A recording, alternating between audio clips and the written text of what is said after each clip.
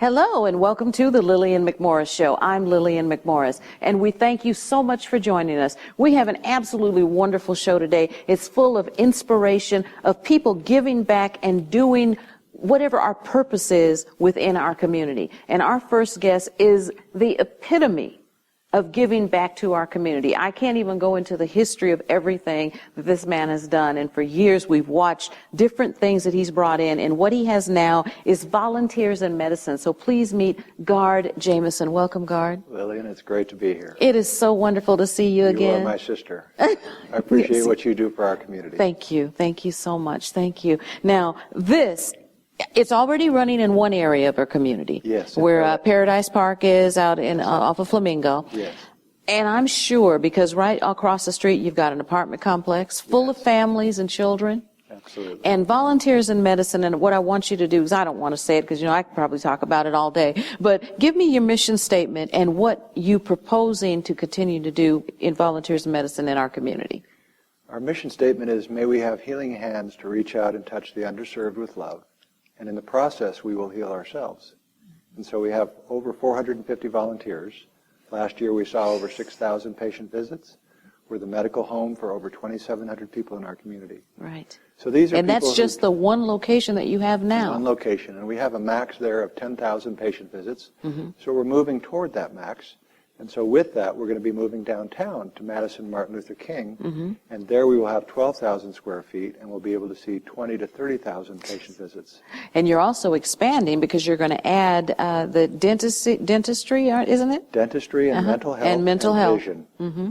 So even with the new Obamacare, which has done wonderful things in our state, Mm-hmm. with the expansion of Medicaid, which has given people more access to Yes. health care, we still have a huge issue, and Mike Wilden of Health and Human Services has said probably even after full implementation, 300,000 will still not have access. Right.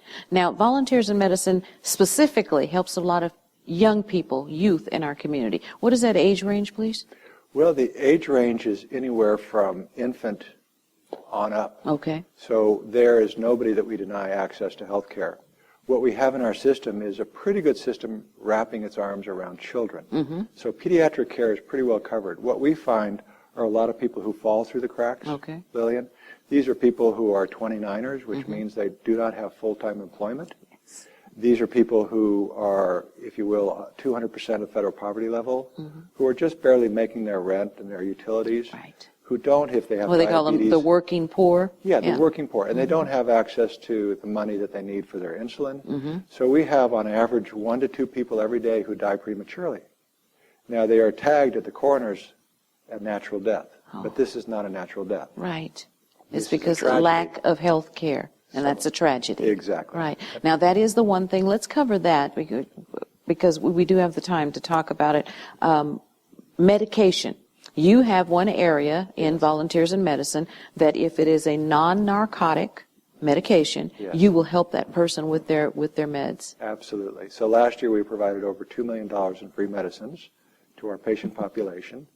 And we have a wonderful provision with the pharmaceutical companies where they provide the pharmaceuticals to us for free, and then we in turn. So we have free diagnostics, free medical care, and free medicines. And again, for somebody who's really struggling, who's, say, a single parent who has diabetes or has asthma or has cardiac issues, this is really a godsend. And I want to just mention my wife, Dr. Florence Jameson, Yes. who's really the inspiration behind this because she grew up in San Diego. She did not have access to medical care. She had a good doctor there who said, I'll just take care of everything you need. So Florence said, I'm going to pay this forward. And after tort reform here in the state of Nevada, she said, now is the time. So in 2010, we opened, and we've been operational for 4.5 years. And we're so thrilled to be coming downtown. And it's an absolutely wonderful, inspiring. We walk through the door and there's inspiration. The feel of the whole place is love and care. Absolutely. Now, when you move to the Martin Luther King Madison, when are you breaking ground for that? We will break ground. If everything goes right, Lillian, we're going to be breaking ground probably sometime in June. Okay. And so we hope to be up and functional sometime toward the end of this year or early next year. Okay. Because the crisis is now. People are dying every day, and they do not have access to medical care. And so a lot of people just sit home and don't think that there's any hope. So my wife has said, we're going to be that beacon of hope. We're going to be that, if you will, that safety net, Yes. under the safety net of Obamacare, which is going to help people get through and bring hope back to their lives. What can we do for our elderly? Do you have something specific? Because there's a lot of older people that either don't have transportation, they don't believe, they don't have the money. I mean, the health care is just not there. It's just not there. So Medicare provides Yes. pretty good services for everybody 65 and older, but it's those people that are younger than Yes. 65. And so, again, we put ourselves on a major thoroughfare. We will eventually be having, if you will, some kind of transportation services to get people there. We have a lot of community support with the local churches Yes. and with 100 black men, 100 Yes. black women. So we're very excited about how the community comes together, and that's really going back to the mission, how when we work together and we bring these young volunteers in, they begin to see, well, I could become a nurse, I could become a doctor. Exactly. As well as the people who are being served. So it's a win-win in so many different ways. Right. Now, adding on the mental health, the eye care, and the dentistry. Yes. That's the only difference between what the one on Flamingo and the one the larger facility on Martin Luther King. Exactly. And that'll be such a difference in it because there's so many kids that need eye care. Absolutely. And dental care. Yes. As Barbara Buckley says, how can you study if you have a toothache? You got a toothache, right? It just doesn't work. So also, we're going to be able to see all those people who are undocumented. And so it's, again, do no harm. That is the motto of medicine. Right. And so we have a wonderful collaboration with the Ruvo Keep Memory Alive Center. And so we have psychiatrists who are going to be coming and helping us. We have a wonderful collaboration with UMC, with St. Rose, with all the major hospitals, all the major diagnostics.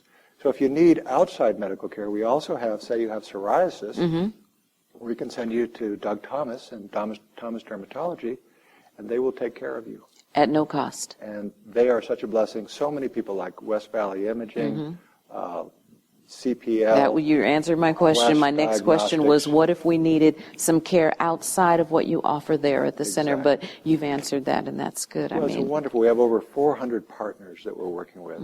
And this is how a community heals itself. is Absolutely. creating those collaborations. Right. Helping our community heal itself, being a blessing to the people within our community. Volunteers in Medicine is moving, and they're now calling it the downtown area, but most of us that live and grew up here, it's called the West Side. And that's on Martin Luther King and Madison, an absolutely beautiful facility, and we want to make sure that you keep your eyes and ears open for the grand opening, because I'm going to market. We'll be inviting absolutely, you to the groundbreaking. Right? Absolutely. Yes, So, good. and we'll get this marketed and get it out into our community, what is offered, who can come, who can be serviced. Exactly. And if anybody needs to reach us, 967-0530. Okay? And our website is Volunteers in Medicine, or VMSN.org. .org. Got it. That's VMSN.org, or give them a call at 702-967-0530. We're talking to Gard Jameson from Volunteers in Medicine. Thank you so much for joining us. God bless you. Thank you. Thank you. You stay tuned. We'll be right back. It's time for the 6th annual White Linen Affair, sponsored by 100 Black Men of Las Vegas. It's going to be on Saturday, June the 28th at the Suncoast Hotel. Get your tickets right away. We sell out.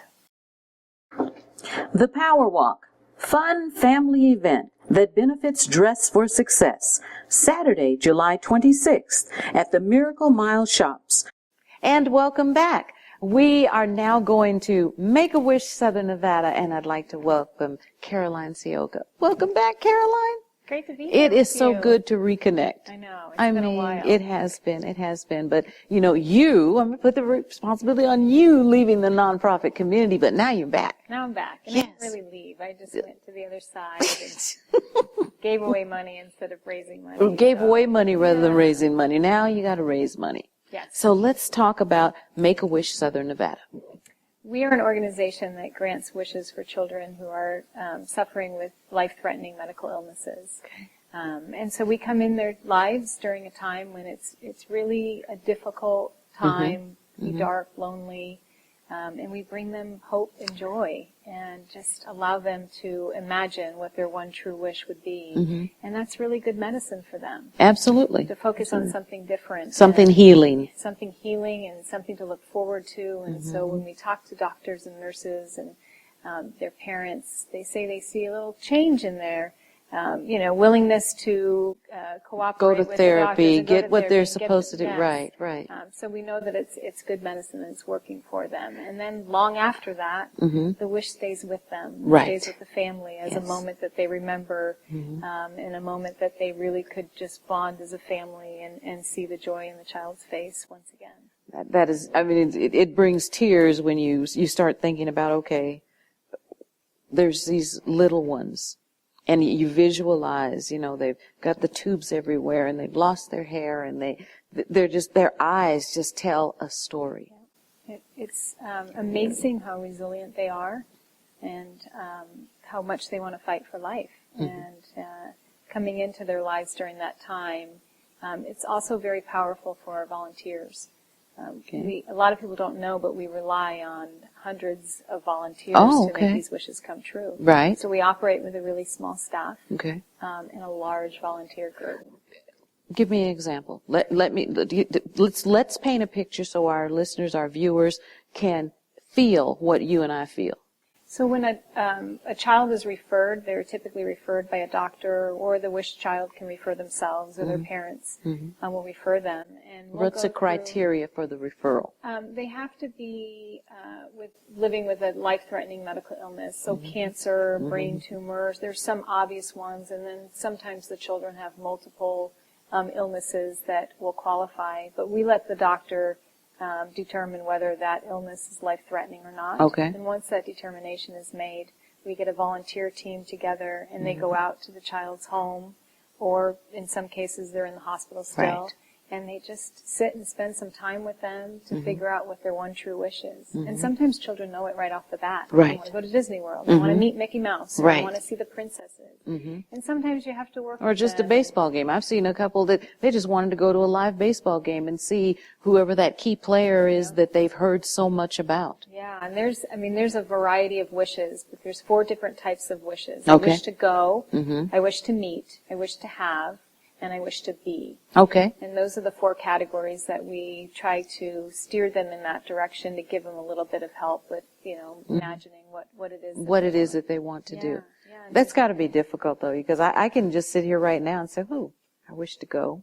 Okay. I wish to be. You got to think about it for a minute. And in a little kid's mind, that's like the universe. I don't either. I don't either. I can't even answer that question. I'd have to really do some work. I would. I'd have to do some thinking. What would my one true wish be? One of the newest wish categories that seems to be growing in popularity is I wish to give. So we have children who want to give back. So we had a child, and she was in, I believe, in Kansas, and she wanted to make a soup to feed the hunger. Okay. And so she worked with a local chef, and they created a soup, Natalia's vegetable soup. Oh. And then she went to the shelter, and she fed them the soup and gave them blankets, and that was her wish. She had nothing Helping else someone that she else, wanted. giving back to her And we community. hear a lot more of those coming up, a wish to give. So it's heartwarming to know that during their most difficult time, they're thinking about somebody else and giving back. What do you need from our community? We're always looking for resources, and it's not just money, but that's, of course, you're always your number one, but in-kind and volunteer time. Okay. We're always looking for wish granters, and it's a pretty big time commitment. You have to go through a pretty rigorous training program. You're dealing with kids. Correct. So we need to make sure that we're putting the right people in front of them. And then sometimes the wish process can take a little longer than others, depending on the type of wish. So someone that can really commit some time to the organization. Now, what do you do with such large wishes? Let's take, for instance, they want to see the dolphins. They want to go to SeaWorld. Now, that is huge because you've got, and I'm going to put like a family of 4. And they've got the one child, of course, that's going through the challenges, which puts the challenges on the entire family. But how do you put together that sort of package? Because you're dealing with the travel, wherever SeaWorld is. You're dealing with all the hotel. I mean, all of those things. Yeah, about 70% of our wishes are travel wishes. So transportation is our biggest expense. So we do a couple of creative things. We have great partnerships with airline companies.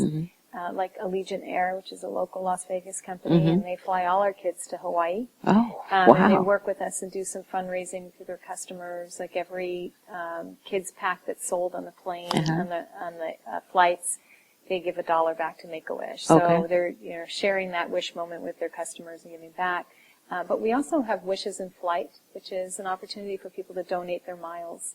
And a lot of times you don't think about donating your miles. And I know I have miles. I don't have enough to get anything. Right. So donate Donate them. it, And you right. can go to our website and just fill out a form. And we have 3 airlines that participate in that program.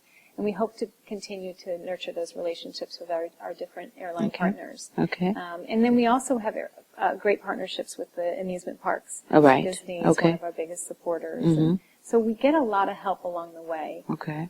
But it's really important. And then monetary donations take up, like, for the hotel arrangements and the food and things like that. Yes, things that we can't get donated. Okay, so you actually make a package for that family. They get an itinerary and every Money and every moment of that wish experience is thought out for them. And so they don't have to think about what they're going to do and where they're going to go. And so it's really a magical time for the entire family. And the wish impacts the child for sure, but it also impacts mom and dad and brother and sister. Absolutely. Who have been going through this, and it impacts the community that's involved. Yes, And yes. you know, we just write prescriptions for hope and joy. Hope and joy. It's something that you Wow. can't buy. Yeah, You have to that is deliver it true. in- You can donate, you can volunteer, you can become a part of delivering hope and joy. Make-A-Wish Southern Nevada with Caroline Ciocca. Thank you so much for joining us. Granting the wishes of our kids who are terminally ill and life-threatening They're not disease. terminal. They're not all terminal. Okay. They're not all terminal, but Life-threatening. life-threatening. That's a better terminology. I apologize. Life-threatening. Make-A-Wish Southern Nevada. For more information on how you can help, how you can volunteer, or perhaps talk to a doctor if you know a child or family that would like a referral so the wish can be granted to go, to meet, to travel, to give.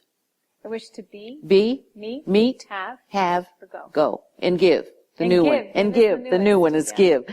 That is snv.wish.org. snv.wish.org. It's a wonderful website. Gives loads of information about Make-A-Wish Southern Nevada. Thank you so much, Caroline, for being here. Great to be Thank here. you. We appreciate you and what you're doing in our community. We're going to take a little break right here, and we'll be right back. The inaugural Her-She Driving the Dream charity event weekend to benefit girls in foster care, August 15th through the 17th at the Revere Golf Club. For more information, go to hershegroup.org or call 702-574-1409. Support the Richard Steele Foundation, giving Southern Nevada youth and families the strong foundation they need to thrive. A Steele Foundation. And welcome back. This show has just been so informative and so caring and so giving back to our community. So I want to kind of top it off with culture. Because in our community, we have an absolutely wonderful facility that I found out, I think, from the inception. And it took 3 to 5 years for it to be built. And during that time, it was finding out the needs of the community, who could actually buy the bricks, give the money, come out and do the work. And that's the Smith Center. And it is an absolutely gorgeous facility and giving back all the cultural events, bringing to our community. And I'd like to introduce Myron Martin. Welcome, Myron. Thank you. So good to be so here. much for coming and Of talking to course. us about the Smith Center.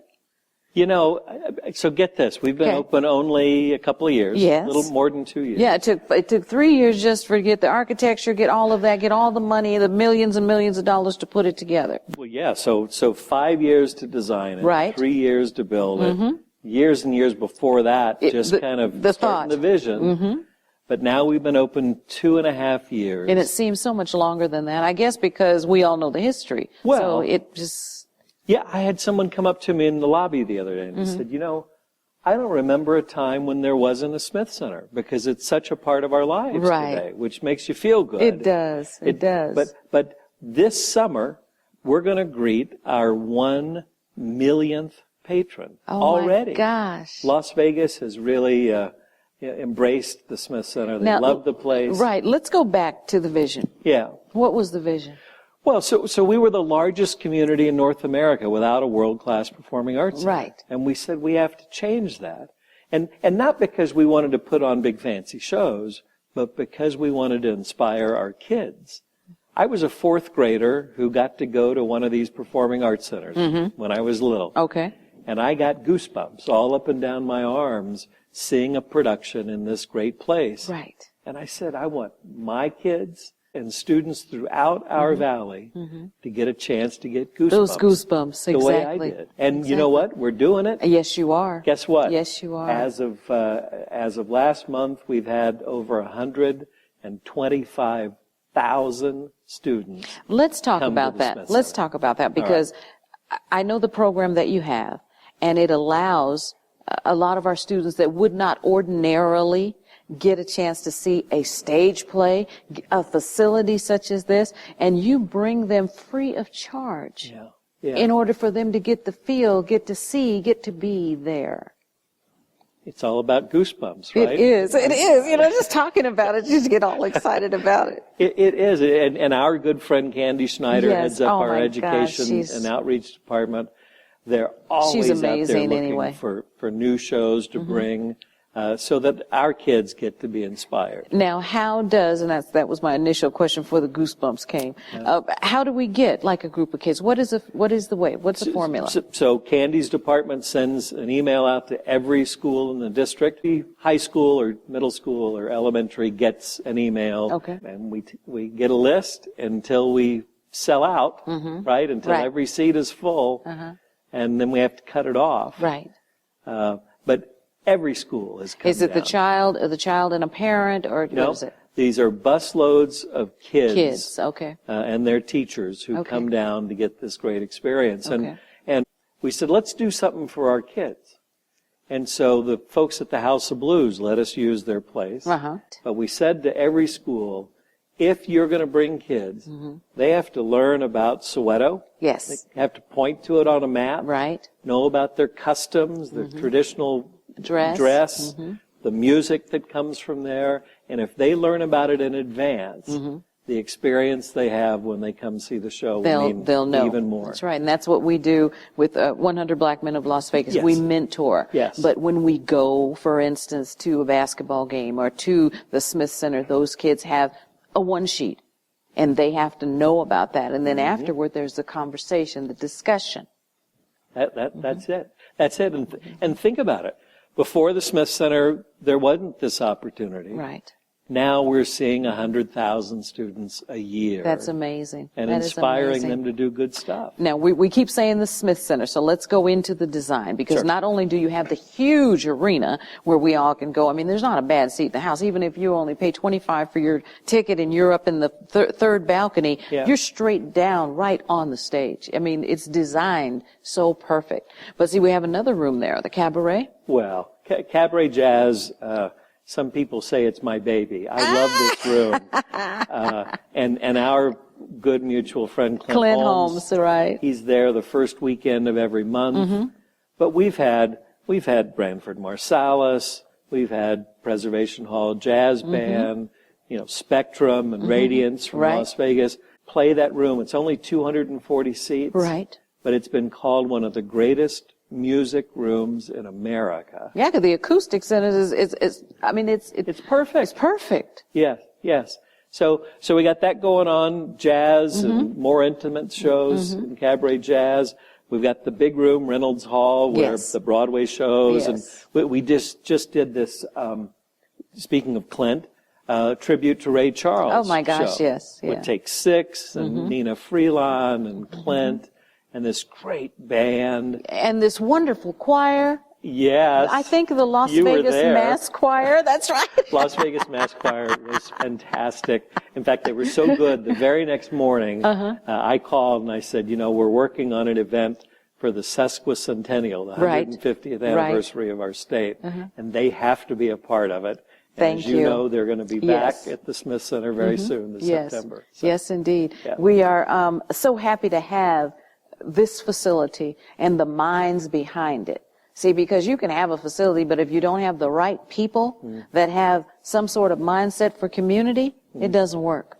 Well, so, this is the entertainment capital of the world. Indeed. We didn't need another showroom. No. What we needed was a place that was affordable for our families, Mm-hmm. and that could inspire all of us to do good things. Because Absolutely. when you see great work on stage, that can really inspire. Especially our young people, those that are in drama, those that are just teetering and don't exactly know what they want to do. They dance, they want to do theater, well, this is an opportunity for them to come and see it real. Well, see it for real and participate. Last week, we had the Nevada High School Musical Theater Awards on our main stage. Oh my gosh. And what an kids experience. from throughout the valley got to come and What sing an and dance experience. and perform on the big stage. How great is that? That is wonderful. Yeah. That is wonderful. We're talking to Myron Martin from the Smith Center. If you want more information about the Smith Center right here in Southern Nevada, they have so many cultural events, so many entertainment events, and they're centrally located right off of Martin Luther King. They say that's like downtown area now. But the Smith Center, you cannot miss it. Go to their website, thesmithcenter.com. Very simple, thesmithcenter.com for more information on any of the shows that are coming, or to get tickets, or just read about it. Find out what the Smith Center is. If you're at a school, take note of your emails and bring your students out. It's a quality opportunity, not only for the youth in our community, for us as adults, to go out and see a live show in a wonderful place. So that is the Smith Center. Thank you so much, Myron. So Thank glad you. to be here. I appreciate you coming. Thanks. TheSmithCenter.com. Give you all the information you need. I'm Lillian McMorris right here on COX, and we're so happy that they have invited our show to be a part of their family. And we thank our community, and thank you all of my sponsors and supporters. You know, it kind of get teary-eyed when I think about what we give back to our community, and that's what it's all about, is giving back. I'm Lillian McMorris, and I'll talk to you next time.